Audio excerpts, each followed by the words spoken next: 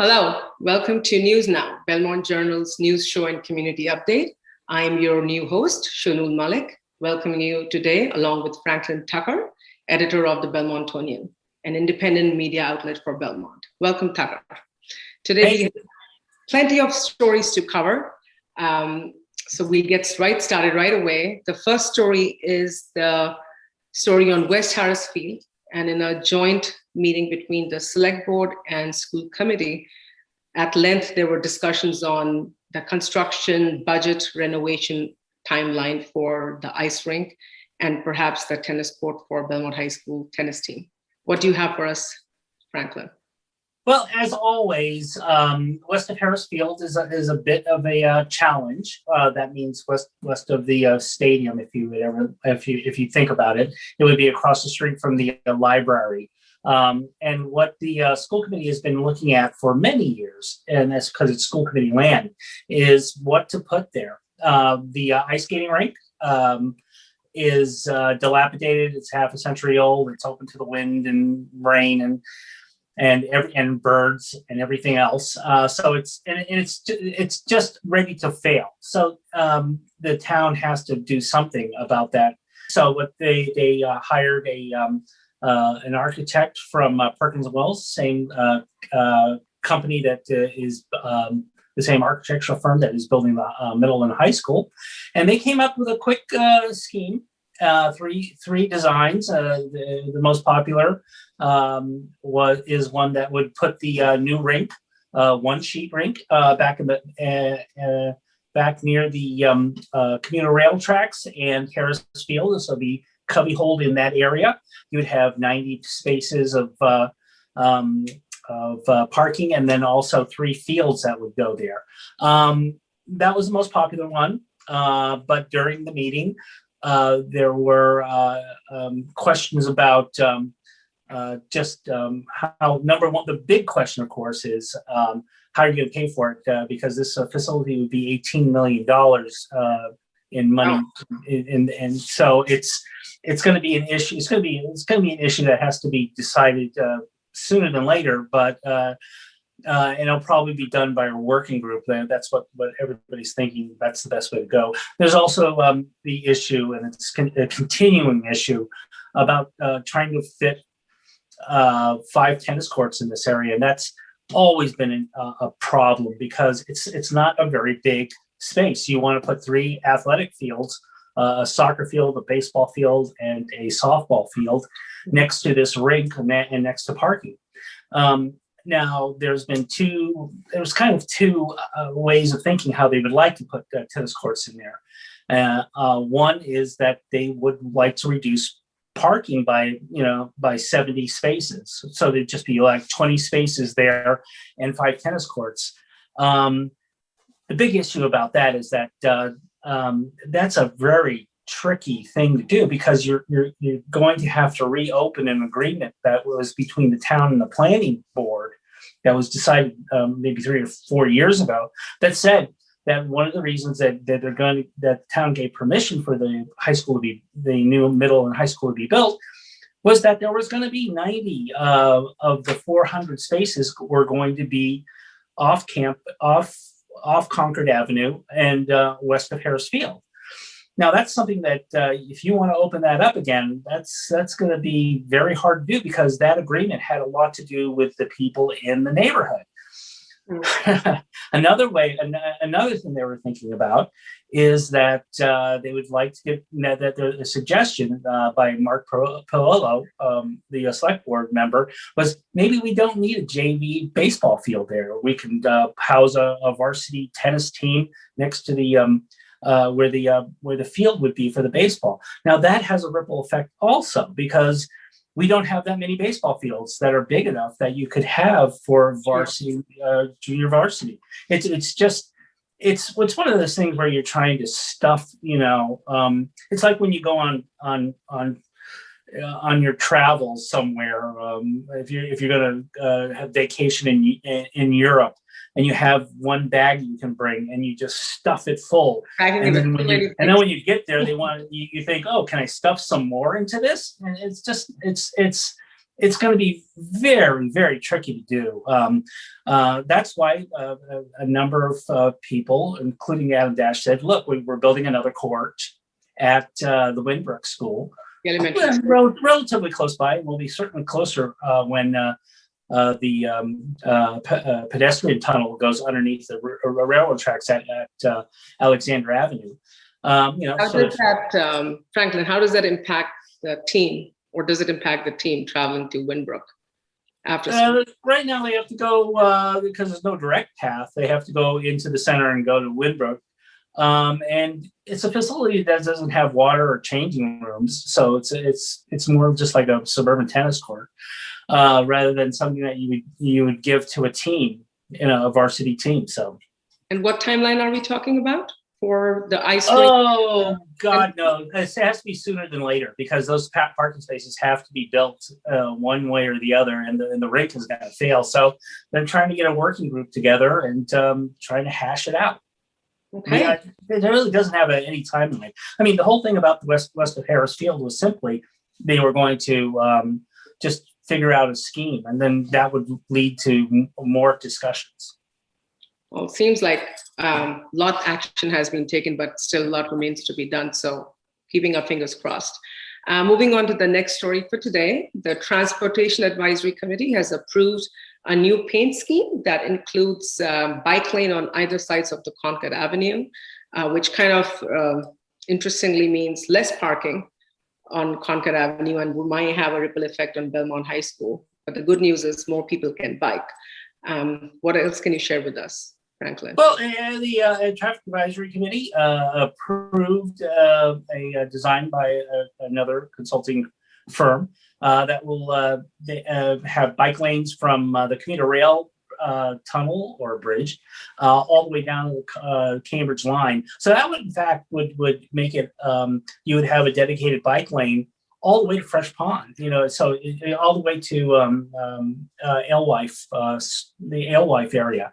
So it would make biking safer for anybody who's going to Cambridge or just up and down Concord Avenue.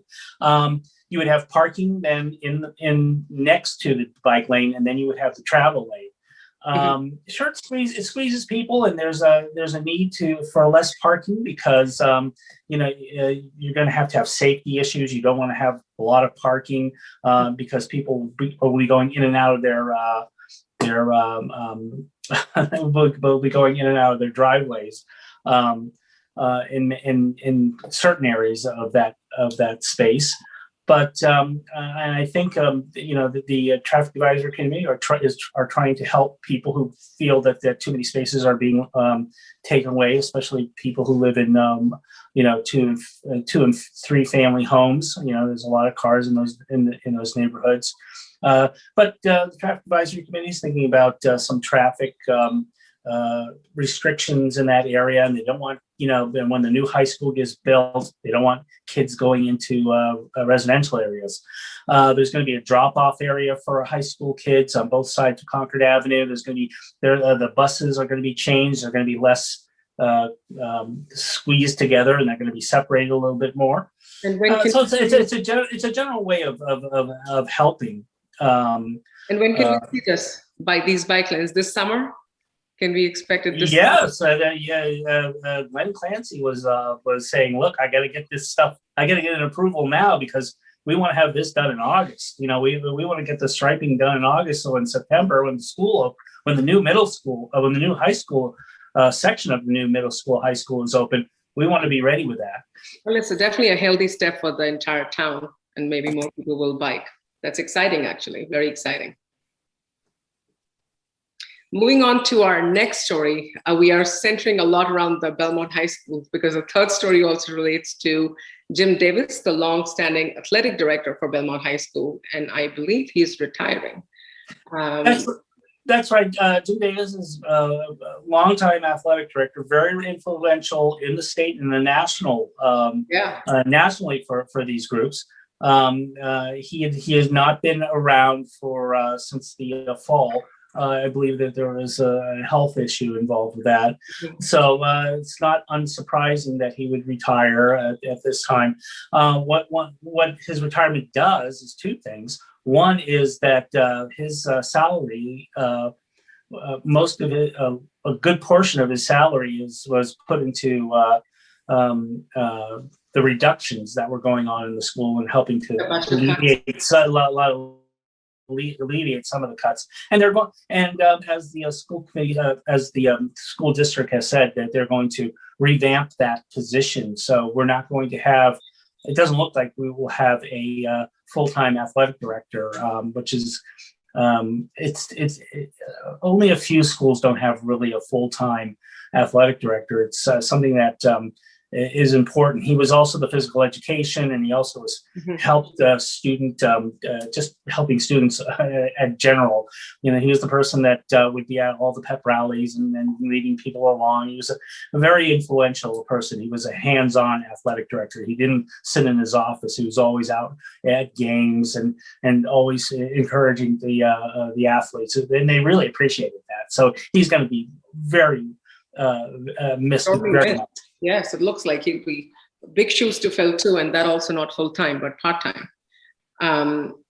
What sort of impact can we expect? I mean, the positive, I guess, there's some money is being saved, given that the override didn't happen. But in terms of negative impact on the high school teams, is there something? I think it's just that you don't have a full-time athletic director who can advocate for kids or knows what's happening in the league situation. And there's also going to be more pressure on the Belmont teams because we won't have scrimmages. I mean, that has been axed out of the budget. So it's hard. It just makes it a little harder for athletes and especially coaches. So we'll see what happens with that. Mm. And this is effective immediately with the new fiscal year? That's what they said. Okay. Lots of stories today. Moving on to the next story. This probably might be good news for town folks. The sewer and water rates, it looks like for the third consecutive year for water and fourth consecutive year for sewer, the rates will remain unchanged and flat. Can you tell us more about that, Franklin? Yeah, it's just something of continuation. I believe it's the third year in a row for water rates and the fourth year in a row for sewer rates, or it's the other way around. But basically, in the last 3 or 4 years, the rates have been stable. Unlike the last couple of years, if you look at the town of Arlington, which saw 16% increases, both in water and sewer. This is for Belmont? Well, what Belmont does is that it made a choice a few years ago and said, look, we're going to take retained earnings from the water and sewer accounts, and we're going to use it to supplement the increases that we saw with water and sewer rates from the MWRA, which does both services for Belmont.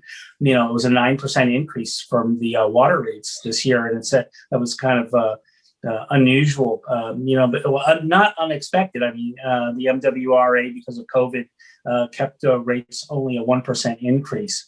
So this year, it seems like the increase was a little bit of a back demand. So. But the town made a decision a couple of years back to take retained earnings from those accounts, and so basically they said, "Look, we're going to try to keep rates, as stable as possible," and it's really appreciated through town. That's one thing that you didn't have to see increase. Yeah, this is certainly good news, and looks like Belmont is doing a great job on that. In our probably last news for today, there is an increase in fees for ambulance service by the fire department. Could you talk to us about how that may impact the town budget, if it should be a reason for concern, who does it affect, and so on and so forth? I don't. Well, it will affect anybody who needs an ambulance. The rates are going up a couple $100. It's more.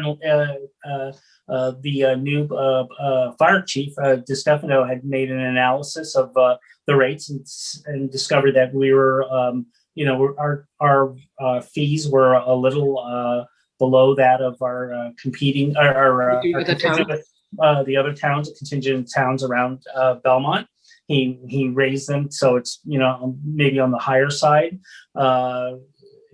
So it would.